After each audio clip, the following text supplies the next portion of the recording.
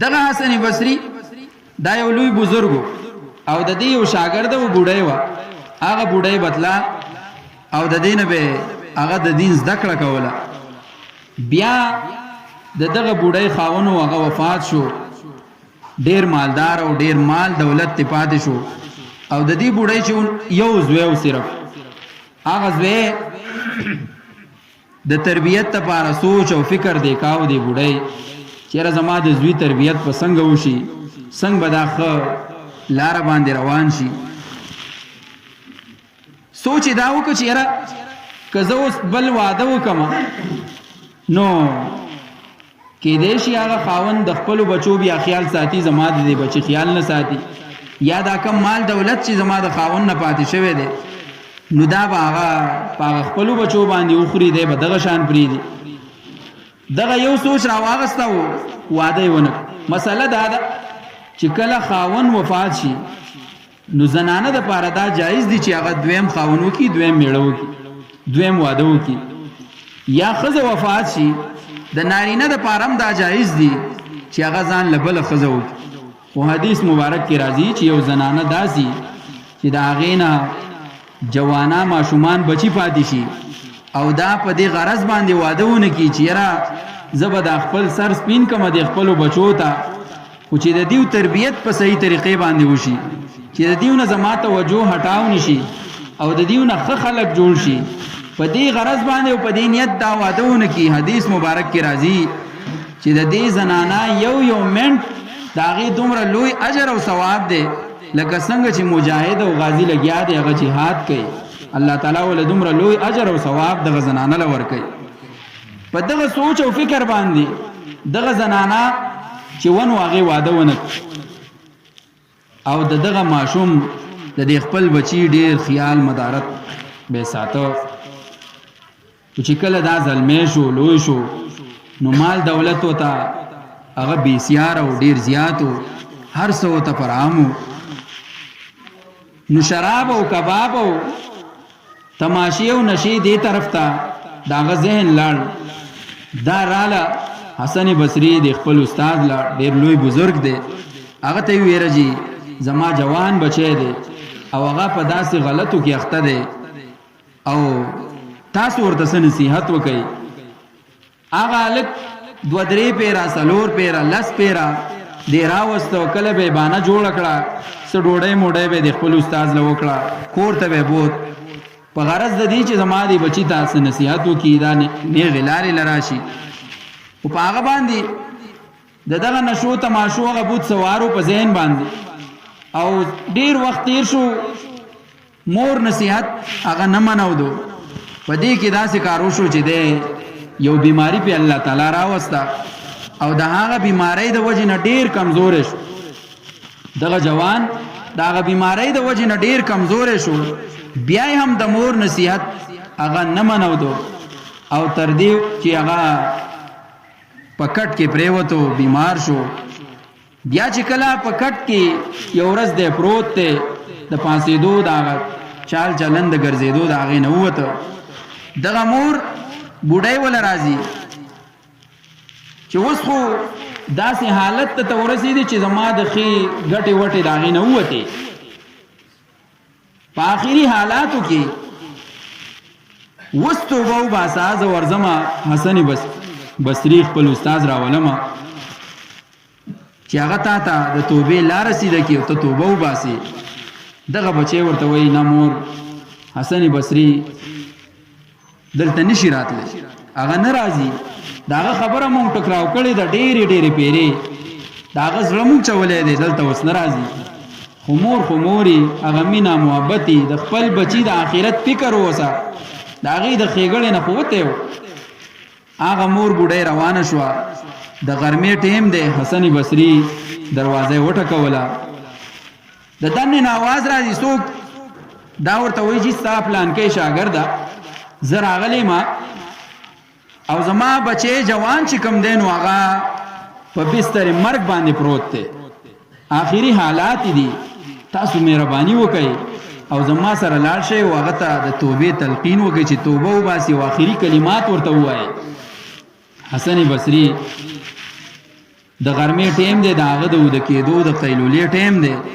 هغه ورته وی تا خو مال زړه څښاکه ستا دې بچي زما له زړه څښاکه په سونو پیرې درته نصیحتونه وشو توبې وباسه بیا هغه خپل عمل نه دا نه وړي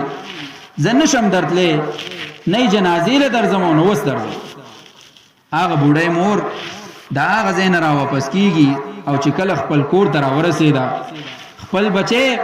هغه په کټ کې پروت دی په آخري اوقاتو کې دی مرګ یې نږدې دی هغه بچی ته وایي بچیا تا ته به ما دا خبره بار بار کوله چې خپل عمل برابر کو د دغه بزرګ دا خبره ومنه نیغې لارې له راشه خو تا خبره نه منو ده حسن بصري هم انکار وکړ دلته د راتلو نه و تا ته د کلمې ویلو نه تا ته د توبې د تو هغه تلقین نه هغه هم انکار وکړ دغه مور زړه سواندې ده په زړه کې د دغه ماشوم د دغه جوان بچي هغه سوچ او فکر دی د هغه د آخرت فکر دی مور لګیا ده جاړي سترګونه اوښکې ځي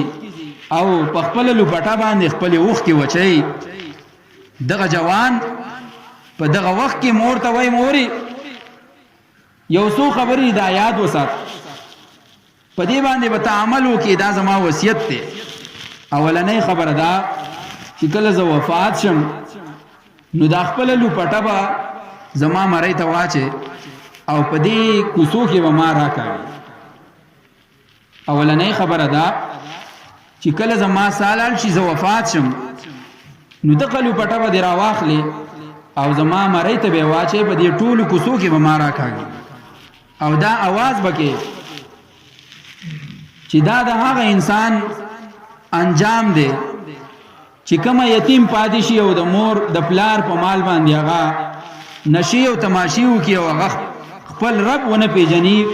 او نافرمانه خپل ژوند تیر کړي دا आवाज به ته لګي مور ورته وایي بچیا دا ته څه وې دا کومه شرط تا ماته کېښودو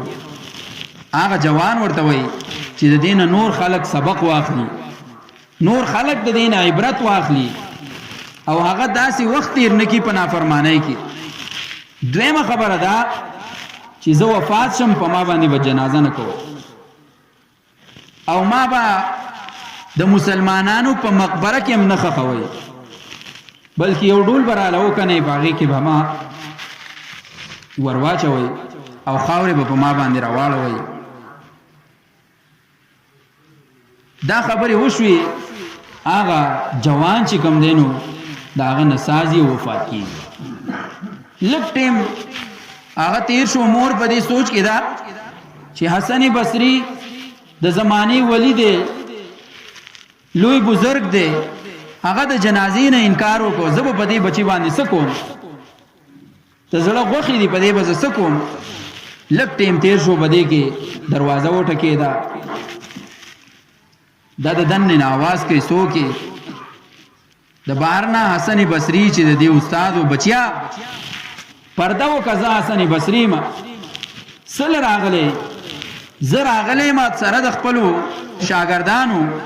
ستا د دې بچي غسل کفن دفن دا هر څه به مونږ کوو دروازه کولاو کړه ولې څنګه رالی ته چې وی رالی او ما را رخصت کړې نو زه وده شوم او په خوب کې ماته الله تعالی دا وویل چې ته څنګه وې چې زه ستا ولی ما ستا دوست ما زما یو ولی وفات کیږي زما دوست وفات کیږي او د هغې د جنازې نه هم تا انکار کړی دی الله راته دا وفرمایل چې زما یو دوست وفات کیږي او د هغې جنازې له ته نه ځې د هغې د جنازې نه تا انکار کړی دی زر پاسه شا به ځان ورسول وی زه راپاڅېدم او دلته مې ځان راورسه دې وجې نه رونو عرض مې دا کوو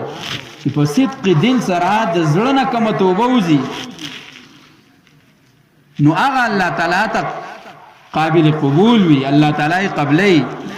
او چې په خوله باندې صرف توبه نو دغه توبه الله تعالی نه قبلی دې وجې نه مونږ او تاسو د خپلو ټولو ګناهونو نه توبه وباسو